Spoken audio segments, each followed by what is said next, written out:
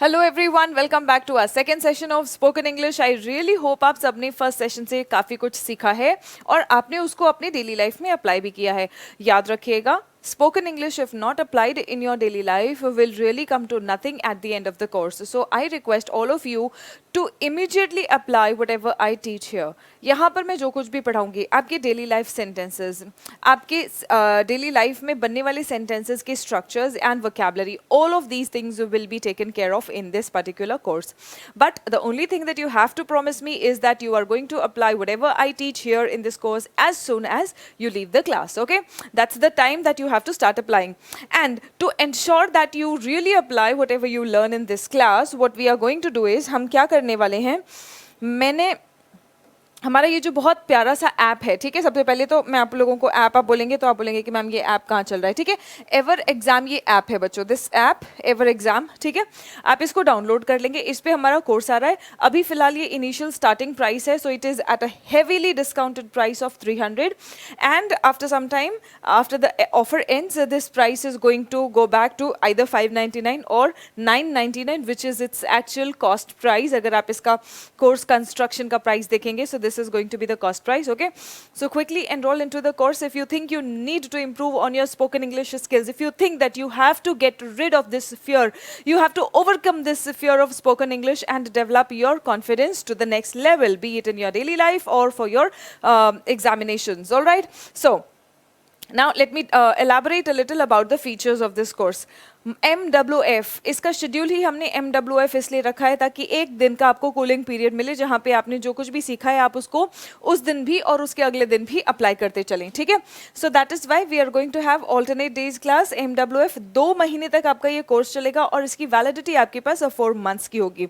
इसकी वैलिडिटी बच्चों आप लोगों के पास 4 मंथ्स की होगी। Now the special feature of our app, हमारे ऐप का जो स्पेशल फीचर है, मैं आप लोगों को बीच बीच में होमवर्क दिया करूँगी और उस होमवर्क को आप लिखेंगे, लिख के आप अपलोड करेंगे। एंड सबसे अच्छी बात यह है, जैसे स्कूल में, कॉलेज में आप लोगों की कॉपी चेक होती है, इंडिविजुअल कॉपीज़ पे आप लोगों को फीडबैक मिलता है, उसी तरह से मैं आप लोगों को बीच बीच में होमवर्क देती रहूँगी, कुछ ना कुछ आपको लिखने कहूँगी, ठीक है। अब आप बोलेंगे कि मैम ये रिटन बैच थोड़ी है। देखो, जब आप लिखेंगे तो लिखने के साथ साथ बोलते हुए आप लोगों को लिखना है, ठीक है। बोलते हुए आप लिखेंगे, ये प्रॉमिस आपको करना है, सिंसियरिटी पूरी 100% होनी चाहिए, ठीक है। फिर बोलते हुए जो आप लिखोगे, वो लिखी हुई चीज़ में क्या गलती है, क्या इंप्रूवमेंट होना चाहिए, किस पर्टिकुलर सेक्शन पर आपको काम करना है, वो सारी चीज़ मैं खुद फीडबैक, एज अ फीडबैक मैं लिख के उसको अपलोड कर दिया करूँगी। तो ये हमारे ऐप की सबसे खास बात है कि आप लोगों को पर्सनलाइज्ड और होमवर्क के according, homework wise, every student wise आप लोगों को फीडबैक मिलता चलेगा, ठीक है। सो आइए चलिए हम लोग देखते हैं अपना second class of spoken English. Now coming to the, when we talk about second class, देखो सबसे पहली बात तो हमने फर्स्ट क्लास में क्या देखा था, अगर हम रिकैप देखें तो हमने फर्स्ट क्लास में क्या देखा था। Let me take a quick recap. I am, है ना। सो आई एम जब हम कहते हैं, ठीक है, हम पहले सेंटेंस एम से ही शुरू कर रहे हैं। सो आई एम के बाद में आप यहाँ पर अपनी विशेषता बता सकते हैं कि आई एम स्मार्ट, आप अपनी विशेषता बता दिए, ठीक है। आप अपने बारे में कुछ बता रहे हैं, विशेषता बताया तो आपने स्मार्ट लिख दिया। इसके अलावा अगर आप अपने बारे में बताना चाहते हैं कि मैं एक विद्यार्थी हूँ, तो आप कहेंगे आई एम अ स्टूडेंट, आप कहेंगे I am a student, right. Similarly I am इस स्ट्रक्चर को यूज़ करके हम लोग अभी मौजूदा समय में जो काम कर रहे हैं, जो भी काम हम कर रहे हैं, उसको कहने के लिए भी हम आई एम और इसके साथ में वर्ब का V1 plus ING form use कर लेते हैं, ठीक है। जैसे I am teaching, I am studying, I am learning, I am waiting, मैं इंतज़ार कर रहा हूँ, ठीक है। आई एम स्लीपिंग, मैं सो रहा हूँ, आई एम स्टडिंग, मैं पढ़ रहा हूँ।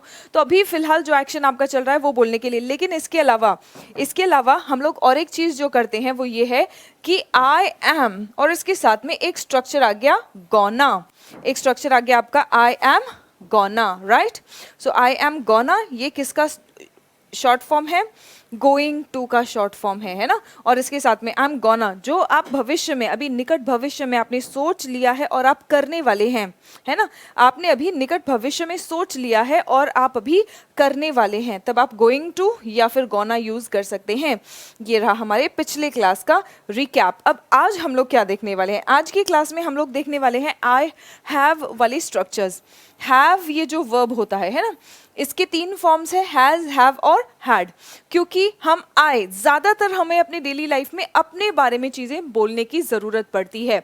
सो मैं आई वाले सेंटेंसेस पहले आपको बता रही हूँ, और फिर उसके बाद में हम लोग जैसे जैसे आप कोर्स में एनरोल हो जाएंगे तो हर एक सब्जेक्ट के साथ में, बदलते हुए समय के साथ में, बदलते हुए एक्शन के समय के साथ में हमें कौन सा वर्ब यूज़ करना है वो हम देखते चलेंगे। अभी फ़िलहाल आप पहले आई का बेस बनाइए, ठीक है। सो देखिए, हमने क्या देखा? हमने देखा हैव के क्या क्या मीनिंग होते हैं, ठीक है। सबसे पहली बात तो हैव का मीनिंग होता है जब आपके पास कोई चीज़ है। जब आपके पास कोई चीज़ है तो आप क्या दिखा रहे हैं? अधिकार दिखा रहे हैं, राइट, अधिकार दिखा रहे हैं। एंड स्टे ट्यून्ड, लास्ट में मैं आप लोगों को अपने डेली लाइफ में यूज होने वाले सेंटेंसेस भी बताने वाली हूँ। तो पहले हम थोड़ा सा अपना सेंटेंस बनाना सीखेंगे और फिर उसके बाद में हमारे डेली लाइफ में, रोजमर्रा की लाइफ में जो सेंटेंसेस हमें यूज करने के लिए ज़रूरत पड़ती है हम वो भी देखेंगे, ठीक है। सो अधिकार होना। एंड आई हैव के बाद में जैसे आई एम गोना, हम कहते हैं I am gonna study, I am gonna work, I am gonna sleep, I am gonna watch a movie, मैं मूवी देखने वाला हूँ, मैं सोने वाला हूँ, मैं खेलने वाला हूँ, मैं पढ़ने वाला हूँ, है ना। तो पढ़ने जा रहा हूँ या पढ़ने वाला हूँ, मतलब जो चीज़ आपने निकट भविष्य के लिए डिसाइड कर रखा है, राइट। यहाँ पे क्या होता है, जो अभी निकट भविष्य में आपका एक्शन कंप्लीट हो गया है। I have watched this movie, ये मूवी तो मैंने देख लिया है। I have studied this chapter, मैंने ये चैप्टर पढ़ लिया है। I have read this story, मैंने ये कहानी पढ़ी है। तो जो एक्शन अभी निकट भविष्य में पूर्ण हुआ है उसके लिए हम यूज करते हैं। और यहाँ पे वर्ब का आपका कौन सा फॉर्म होगा? V3 फॉर्म होगा, है ना। अभी कोर्स में डिटेल में सारा वर्ब के V3 फॉर्म्स भी हम इसको डिस्कस करेंगे। अभी फिलहाल जब आप फर्स्ट टाइम में कोई चीज़ सीख रहे होते हैं तो आपको बिल्कुल बेसिक कि भाई हैव हम किस किस मीनिंग में यूज़ कर सकते हैं। सबसे पहले आई का सीखिए, उसके बाद में एक बार आई का आप सीख गए, आई का बहुत आसानी से सीखेंगे, कारण अपने से रिलेटेड जो भी चीज़ें होती हैं हम बहुत जल्दी उनको कैच करते हैं। तो इसीलिए हम आई से रिलेटेड सेंटेंसेस देखेंगे मीनिंग्स के साथ। एक बार ये देख लिया, फिर इसी के बेस पर, इसी के आधार पर बाकी सभी सब्जेक्ट्स और बाकी सभी टेंसेस के साथ हम लोग इन स्ट्रक्चर्स को कंस्ट्रक्ट कर देंगे। आइए चलिए देखते हैं हम लोग, है ना। सो आई होप अब आप लोगों को समझ में आ गया होगा बिल्कुल अच्छे से कि इन दोनों वाक्यों में क्या फ़र्क है। अगर मैंने कहा I am a teacher and I have a teacher, I have a teacher, है ना। सो यहाँ पर ये विशेषता बता रहा है आई के बारे में। आई एम अ टीचर, ये इसके बारे में विशेषता बता रहा है। And I have a teacher मतलब मेरे पास एक टीचर है। अगर आपसे कोई पूछे कि भाई इंग्लिश कहाँ से सीख रहा है, इंग्लिश तो इतनी अच्छी कैसे बोल ले रहा है ना। कुछ दिन के बाद इम्प्रूवमेंट शुरू हो जाएगा। बच्चों ने पहले वाले बैच में भी एकदम शानदार इम्प्रूवमेंट दिखाया है। पहले जो हमारे क्लासेस हुए हैं उन क्लासेस में बच्चों ने बहुत ही significant improvement in spoken English as well as in their confidence and presentation दिखाया है ना।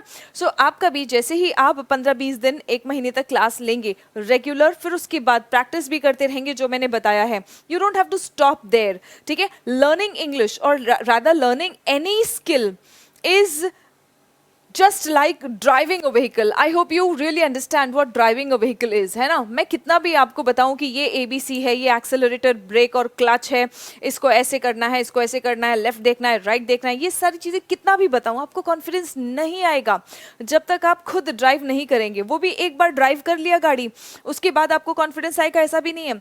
आपको 2-4 बार, 10 बार कुछ गलतियाँ आप करेंगे, लेकिन गलतियाँ करते हुए आपको सीखना है। बिल्कुल इसी तरह से कोई भी स्किल सीखा जाता है। एंड स्पोकन इंग्लिश भी एक स्किल है, स्पोकन इंग्लिश भी एक स्किल है। और मैंने आपको पहली क्लास में बता दिया है, ग्रामर कंप्लीटली पढ़ने की जरूरत नहीं है। बिना कंप्लीट ग्रामर के भी आप लोग बहुत ही शानदार तरीके से इंग्लिश बोलना सीख सकते हैं। और इसका उदाहरण आपका लाइव, आपके लाइफ से मैंने रिलेट कर दिया था।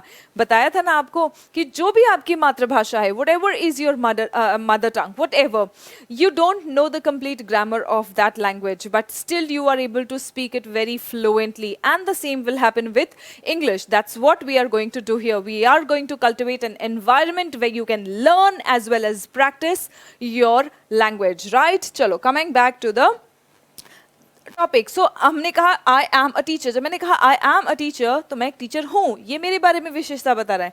लेकिन मैंने कहा आई हैव अ टीचर, मतलब मेरे पास एक टीचर है जो हमें स्पोकन इंग्लिश सिखा रहा है ना। और उसके बाद में अगर मैंने कह दिया आई हैव के बाद में वर्ब, सीधा वर्ब आ गया। आई हैव टॉट, मैंने सिखाया है। I have taught thousands of students, I have taught thousands of students spoken English, है ना। क्या पढ़ाया है बताने की जरूरत पड़ेगी तो वो एडिशनल चीज हम ऐड करेंगे। आई होप ये बात आप लोगों को बहुत अच्छे से समझ आ गई है, ठीक है। अब देखिए आई हैव के बाद में अगर नाउन आ जाता है कोई चीज तो ये क्या दिखाता है, ये सिंपली दिखाता है आई हैव, ये वर्ड्स यूज करके आप क्या दिखाते हैं। एंड यस, स्पोकन इंग्लिश का जो हमारा कोर्स है उसमें आपको पीडीएफ्स भी मिलेगा, हर क्लास का पीडीएफ मिलेगा, so that you know what we have learned in the class and you can also consequently practice it after the class. Alright, so यहाँ पे जब आई हैव ये होता है तो हम क्या इन्फॉर्म कर रहे होते हैं, हम लोगों को इन्फॉर्म कर रहे होते हैं कि हमारे पास कुछ है, हमारे पास कुछ है, ठीक है। सो आप पोजेशन दिखा रहे होते हैं। क्या दिखाते हैं आप? पोजेशन दिखा रहे होते हैं, राइट। नाउ अगर आपको बोलना है कि मेरे पास एक बाइक है तो देखिए आप सेंटेंस कैसे कहेंगे, I have and noun. Noun यहाँ पे लिखा तो था लेकिन याद रखिएगा यहाँ पे ये आर्टिकल के साथ में आएगा, अ या एन आर्टिकल के साथ में आएगा, ठीक है। तो मेरे पास एक बाइक है या मेरे पास बाइक है, यहाँ पे मान लीजिए मेरे पास बाइक है, यहाँ पे एक नहीं लिखा हुआ है लेकिन आपको इंग्लिश में लिखते वक्त आई have a bike, I have bike नहीं लिखेंगे, आई have a bike, I have a car, I have a friend, I have a best friend, I have a big house, right, I have a government job, right. So I have a good teacher. इस तरह से आप अपना यहाँ पे बता सकते हैं पोजेशन। अगला सेंटेंस देखिए, मेरे पास एक अच्छी कार है। अब सिमिलरली आपके पास एक कार है, आपने बता दिया, लेकिन अगर आप उस कार की विशेषता बताना चाहते हैं तो आप इस तरह से उस कार के सामने ही अपने जो भी विशेषता बताने वाले शब्द है उसको लिखकर आप सेंटेंस कह सकते हैं। मेरे पास एक कार है, आई हैव अ कार। मेरे पास एक अच्छी कार है, I have a nice car, I have a nice car. Quickly coming to the next sentence, so फटाफट से आप प्रैक्टिस करते चलेंगे। मेरे पास एक घर है, मेरे पास एक घर है या मेरे पास घर है भी सेंटेंस होगा तो भी उसका इंग्लिश आप लिखेंगे आई हैव अ हाउस। मेरे पास अगर ये सेंटेंस में एक नहीं भी होगा, मेरे पास घर है कहेंगे तो भी आपका सेंटेंस यही होगा क्योंकि इंग्लिश में नाउन के पहले आर्टिकल आता है। So I have a house, I have a house. अगला सेंटेंस, मेरे पास एक संगणक है। ऑब्वियसली ये बहुत ज़्यादा टेक्निकल वर्ड हो गया है ना।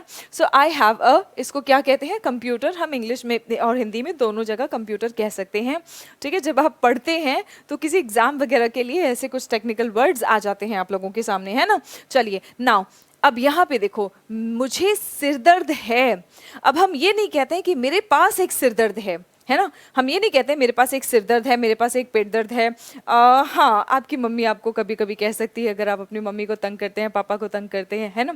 सो मेरे पास एक सिरदर्द है, सो दैट इज़, तो मतलब हम एक तरह से कहते हैं एक व्यंग्यात्मक रूप में या ऐसा कास्टिकली हम कहते हैं, ठीक है। लेकिन एक्चुअली में सरदर्द हमारे पास हो नहीं सकता, हमें होता है ना। सो इस केस में भी हम आई हैव कहते हैं, ठीक है।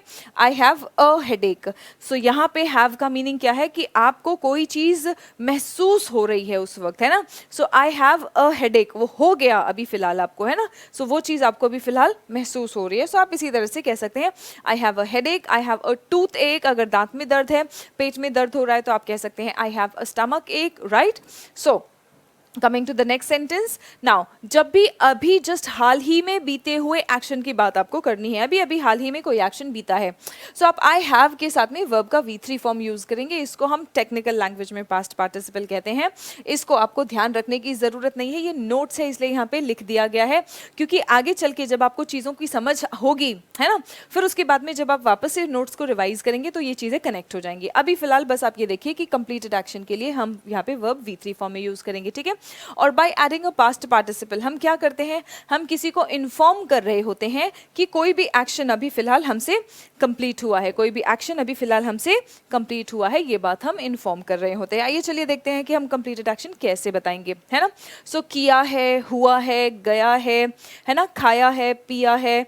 इस तरह का जब कोई भी सेंटेंस होता है, कोई भी वाक्य होता है तो वहां पे हम हैव लिखते हैं और हैव के बाद में वर्ब का V3 फॉर्म। यह मैं यह मैंने, मैंने यह किया है, मैंने यह किया है, या यह मैंने किया है, तो हम कैसे कहेंगे? आई हैव डन इट, ये मैंने किया है, आई हैव डन इट। अगला सेंटेंस देखिए, मैंने उसके बारे में, मैंने उसके बारे में पहले, वर्ब देखो, आपको पिछली क्लास में बताया था कि हिंदी में हमारा जो वर्ब होता है वो लास्ट में आता है, लेकिन इंग्लिश में आपको सब्जेक्ट के बाद लगाना होता है ना। सो अब देखिए यहाँ पे पहले मतलब बिफोर, पहले मतलब बिफोर।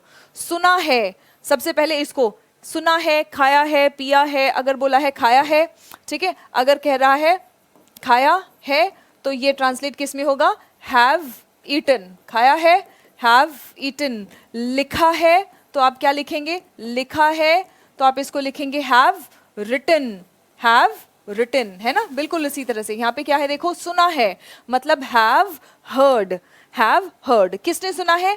आई ने, है ना। सो अब आई हैव हर्ड, ठीक है। उसके बारे में, उसके बारे में, इसके लिए हमारे पास, इस पूरे चीज के लिए उसके बारे में है हमारे पास बारे में, अबाउट, ठीक है, बारे में अबाउट, उसके बारे में अबाउट हिम, उसके बारे में अबाउट हिम, पहले, है ना। So before, I have heard about him before, मैंने उसके बारे में पहले सुना है, मैंने उसके बारे में पहले सुना है। आइए चलिए अगला सेंटेंस देखते हैं। मैंने सच बोला है, बोला है मतलब हैव, और सच की बात हम कर रहे हैं तो स्पोकन या टोल्ड। आई हैव टोल्ड या I have spoken, I have told या I have spoken. So I have spoken the truth, मैंने सच बोला है, बोला है आपने लिखा है, हैव स्पोकन, ठीक है। किसने बोला? मैंने, किसने बोला? मैंने, और क्या बोला है? सच बोला है। So the truth. आइए चलिए अगला सेंटेंस देखिए फटाफट से, द नेक्स्ट सेंटेंस। नाउ, मैं उसका नाम भूल गया हूं, भूल गया हूं, है ना। सो हैव फॉरगॉटन, ये देखते ही तुरंत आपके दिमाग में मैं उसका नाम भूल गया हूं, हैव फॉरगॉटन, है ना। मैं, सो आई हैव फॉरगॉटन, इतना याद आ गया। अब क्या भूल गया है? हर नेम, मैं उसका नाम भूल गया हूं, I have forgotten her name. अगला सेंटेंस देखिए, मैंने वह किताब पढ़ ली है, पढ़ ली है, पढ़ लिया है की बात है। So have read, I have read वह किताब, दैट बुक, यह किताब, दिस बुक, वह किताब, that book, I have read that book. कोई चीज़ जब आपके पास होती है तो आप कहते हैं दिस बुक, लेकिन अगर आपके पास दूर है या आप बताना चाहते हैं, उसकी ओर इशारा करना चाहते हैं, दूर है वो, तो आप कहते हैं दैट बुक, है ना। नाउ, मैंने यह चॉकलेट पहले भी, है ना, खाई है, खाई है, खाया है, right. So have eaten, I have eaten यह chocolate, this chocolate, I have eaten this chocolate पहले भी, मतलब बिफोर, मतलब पहले या पहले भी, बिफोर, पहले या पहले भी, हमने क्या कहा? बिफोर। आइए चलिए अगला सेंटेंस देखते हैं। मैंने तुम्हें माफ कर दिया है, मैंने तुम्हें माफ कर दिया है, हैव फॉरगिवन, माफ करने के लिए हम कहते हैं फॉरगिव, V3 फॉर्म है इसका, forgive, forgive, forgiven, I have forgiven you, जा मैंने तुझे माफ कर दिया, है ना। सो आई हैव फॉरगिवन यू, ये पढ़ लो, इसकी तो बहुत ही ज्यादा जरूरत पड़ती होगी तुम लोगों को, ठीक है। चलिए आ जाइए। नाउ, मैंने तुम्हें पहले देखा है, देखा है, हैव सीन, देखा है, हैव सीन, है ना। ओके, सो मैंने पहले भी आ गया है, सो बिफोर वर्ड, देखो बिफोर कितनी बार आ रहा है ना, हम बिफोर को यूज करना जान गए हैं, राइट। तुम्हें पहले देखा है, और ये बिफोर अक्सर यहाँ पे लास्ट में आ रहा है सेंटेंस के ना। I have seen you before, मैंने तुम्हें पहले देखा है, I have seen you before, मैंने तुम्हें पहले देखा है। अगला सेंटेंस देखते हैं। मैंने यह कविता लिखी है, लिखी है, हैव रिटन, एंड मैंने एक कविता हमने कहा है, so I have written a poem. I hope ये स्ट्रक्चर्स आप लोगों के कंस्ट्रक्ट होना शुरू हो गए हैं, आपके दिमाग की रिवायरिंग शुरू हो गई, सेंटेंसेस अपने आप आपके दिमाग में बनना शुरू हो गए। जैसे ही आपका दिमाग इंग्लिश में सोचना शुरू कर देगा तो इंग्लिश बोलने में बहुत ज़्यादा देरी नहीं लगेगी। बस हमें यहाँ वाला जो चाबी है वो कसना है, ठीक है, यहाँ वाली जो चाबी है वो कसना है। डरेंगे बिल्कुल भी नहीं कि सही कह रहे हैं या गलत कह रहे हैं, ठीक है, डरेंगे बिल्कुल भी नहीं, जो आ रहा है मन में बोलो, गलती करोगे तभी सीखोगे, ठीक है। चलो आ जाओ। Then coming to the important daily use sentences, ये भी मैं आप लोगों को पूरे कोर्स के दौरान ये भी बातें मैं आप लोगों को सिखाते चलूंगी, ठीक है, कि डेली यूज सेंटेंसेस जो है, क्योंकि कुछ तो ऐसी चीजें हैं जो आपके आसपास होती रहेंगी और आपको तुरंत उसको बोलने की जरूरत पड़ेगी। अब उसमें पता नहीं क्या क्या ग्रामर लगेगा या कौन सी वोकैबुलरी यूज होगी, है ना। तो इसलिए हम लोग थोड़ा थोड़ा daily use sentences regular basis पे करते चलेंगे, ठीक है, ताकि हम इसको अपनी डेली लाइफ में अप्लाई भी कर सके। अब देखिए सबसे पहला, मैं सहमत हूँ। जब आपको ये कहना है मैं सहमत हूँ, ये बच्चे सबसे ज़्यादा जो भी जीडी की तैयारी कर रहे हैं, जो भी बच्चे ग्रुप डिस्कशंस में पार्टिसिपेट करने वाले हैं, बहुत सारे, आप में से कितने बच्चे ये कहते हैं आप मुझे कमेंट सेक्शन में बताएंगे। बहुत सारे बच्चे बोलते हैं आई एम अग्री, बहुत सारे बच्चे बोलते हैं I am agree with you. ये गलत है, आई एम अग्री नहीं होगा। हमने अभी पिछले ही क्लास में देखा था कि एम के बाद में अगर वर्ब आएगा तो वो V1 प्लस ING फॉर्म में आएगा, है ना। तो आपको आई एम अग्रीइंग, सहमत हो रहा हूँ नहीं कहना है, वो अभी उस वक्त हो रहा एक्शन नहीं, मतलब ऐसा नहीं है कि जब तक आप बात कर रहे हो तब तक सहमत हो और फिर उसके बाद में जैसे ही वो पर्सन पलट के जाएगा आप उससे सहमत नहीं होंगे, है ना, वो बाद में भी होगा। तो ये एक स्टेट हो गया, है ना। सो आप क्या कहेंगे, I agree. Remember this is a very small but a very important sentence and most of you make mistakes in saying this sentence, ठीक है। डेली लाइफ में कई बार आपको दिन में कहीं ना कहीं तो बोलना ही पड़ता है, हर एक पर्सन को दिन भर में एक बार तो एटलीस्ट ये बोलना पड़ता है। सो आई एम अग्री नहीं कहेंगे, आप क्या कहेंगे, मैं सहमत हूँ, आई अग्री। मैं सहमत हूँ, आई अग्री, ठीक है। मैं उससे सहमत हूँ, अगर पर्सन से आपको बोलना है कि मैं उससे सहमत हूँ, सो आप कहेंगे आई अग्री विथ हिम। मैं तुमसे सहमत हूँ, I agree with you.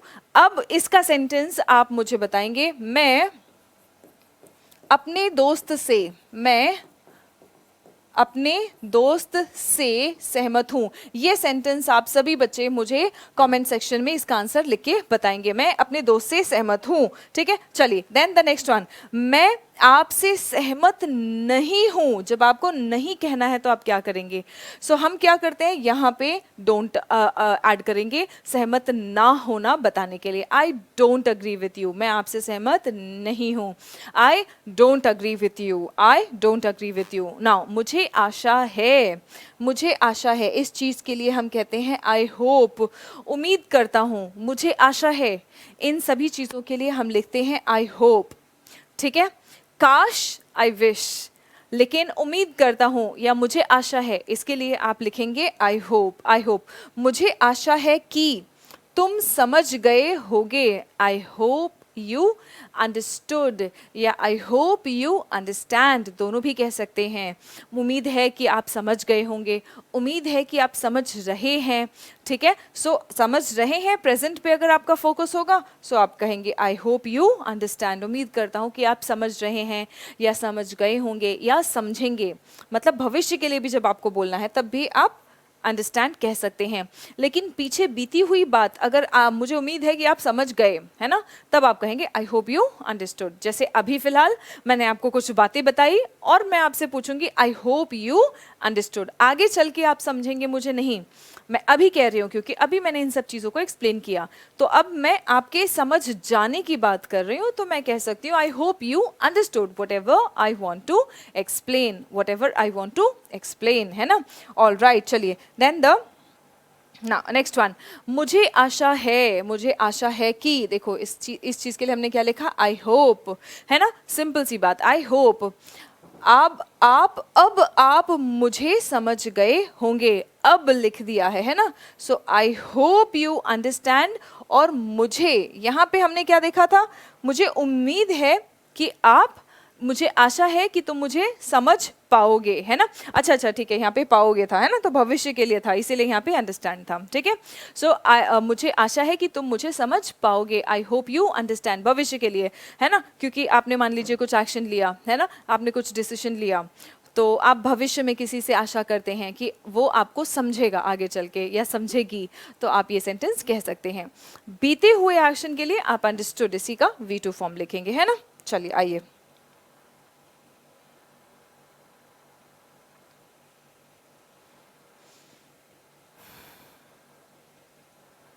Then you have, मुझे आशा है कि आप मुझे अब आप मुझे समझ पाओगे, आई hope you understand me now. देखिए बिफोर, मैंने पहले भी उसे देखा है, I have seen him before, अब आप मुझे समझ पाए होगे। तो आप देख पा रहे हैं कि ये नाउ, बिफोर, ये शब्द अक्सर लास्ट में आ रहा है, ये शब्द अक्सर लास्ट में आ रहा है, ठीक है। बिगिनिंग में भी आ सकता है, हम उसके भी सेंटेंसेस और स्ट्रक्चर्स देखेंगे, लेकिन यहाँ पर देखो जब सेंटेंस के बीच में आ रहा है तो आप बिफोर और नाउ जैसे शब्दों को सेंटेंस के लास्ट में प्लेस कर सकते हैं। क्या मैं आपसे कुछ पूछ सकता हूँ, अब ये क्वेश्चन है ना, क्या मैं आपसे कुछ पूछ सकता हूँ, सो पूछना, है ना। अब यहाँ पे आप परमिशन ले रहे हैं, है ना। हम कहते हैं ना आई कैन सिंग, मतलब मैं गा सकता हूँ, आई कैन डांस, मैं नाच सकता हूँ। सो आपकी कैपेबिलिटी दिखाने के लिए, परमिशन के लिए हम कौन सा मॉडल यूज करते हैं, कैन, है ना। आप क्या पूछेंगे, कैन। अब पूछना, पूछना, ask, can I ask you something, कुछ, कुछ के लिए आपने क्या लिखा। अच्छा अब देखो, क्या और सकता ये कंबाइन होके बना कैन, और ये सेंटेंस के शुरुआत में आ गया, ये सेंटेंस के शुरुआत में आ गया कैन। फिर उसके बाद में मैं, कैन आई, वर्ब जो लास्ट में आता है उसको आपको यहाँ पे लिखना है। सो कैन आई आस्क, आपसे, है ना। तो वर्ब के बाद ऑब्जेक्ट आएगा, किससे पूछना है, आपसे, तो आपके लिए यू। क्या पूछना है, something, can I ask you something, आपने क्या लिखा, can I ask you something, right. चलिए देन द नेक्स्ट वन, मैं अब और इंतजार नहीं कर सकता, फिर से आ गया, ठीक है। और नहीं, ये किसके साथ में कंबाइन हो रहा है, इसके साथ में,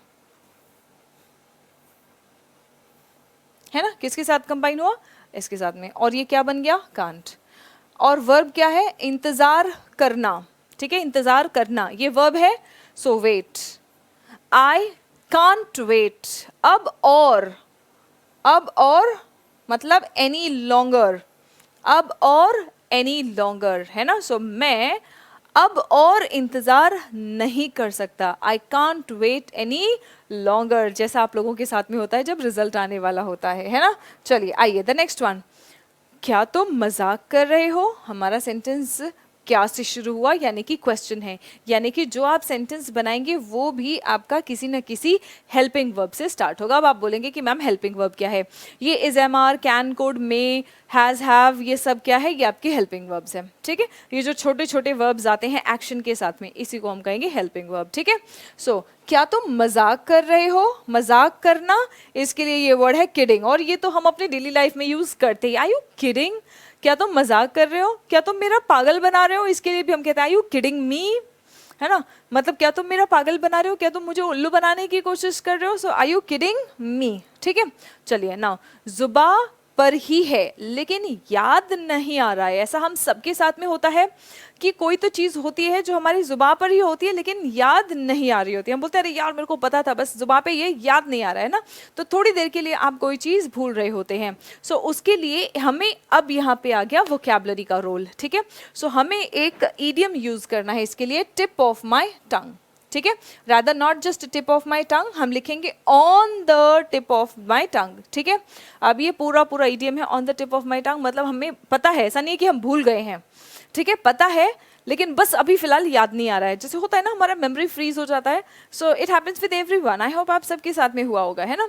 सो कोई चीज़ जो आपको याद है, आपको पता है, बस अभी फिलहाल तुरंत ऐसे जुबान पे नहीं आ रहा है ना।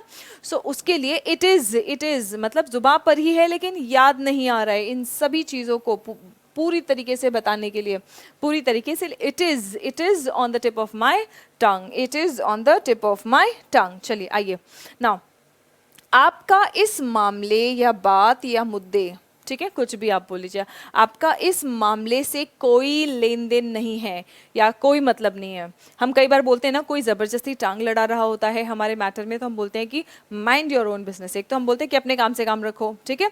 दूसरे हम कभी कभी ये भी बोलते हैं, देखो वही बात बोलने के कई तरीके हैं, हम 2-4 तरीका सीख लेंगे, हम अपनी डेली लाइफ में बोल पाएंगे और वहीं से हमारा कॉन्फिडेंस डेवलप होना शुरू हो जाता है। अगर किसी को कहना है अपने काम से काम रखो, तो आप कह सकते हैं माइंड योर बिजनेस, ठीक है, या माइंड योर ओन बिजनेस, ठीक है। ज़बान पे लगाम दो, हमें पता है हम कहेंगे माइंड योर टंग, ठीक है। लेकिन यहाँ पे अगर आपको कहना है कि आपको इस काम से कोई लेना देना नहीं है, ठीक है, आपको इस मामले में या आपको इस बात से कोई लेना देना नहीं है, उसे हम कैसे कहेंगे, none of your business, absolutely it is none of your business, it is none of your business. आइए चलिए नेक्स्ट सेंटेंस, क्या आप अपने होश में हैं। कई बार हम अपने दोस्त को भी बोलते हैं तू क्या बोल रहा है, अपने होश में है क्या, है ना। सो क्या आप अपने होश में हैं, एंड ये भी सेंटेंस हमारा क्या से शुरू हुआ है, यानी कि क्वेश्चन है, तो कोई ना कोई हेल्पिंग वर्ब आएगा, है ना। कौन सा हेल्पिंग वर्ब आया है तो प्रेजेंट वाला हेल्पिंग वर्ब आया है आर, ठीक है। Now are you in your senses, in your senses का मतलब है होश में, इन योर सेंसेस का मतलब है होश में, तो क्या आप अपने होश में हैं, आर यू, क्या आप इन योर सेंसेस, अपने होश में है। अगर आपको किसी को कहना are you in your senses, क्या तुम अपने होश में हो, तो हम यही सेंटेंस कहेंगे। ठीक है स्टूडेंट्स, सो आई होप आज का भी सेशन आप लोगों को बहुत अच्छा लगा, बहुत हेल्पफुल लगा।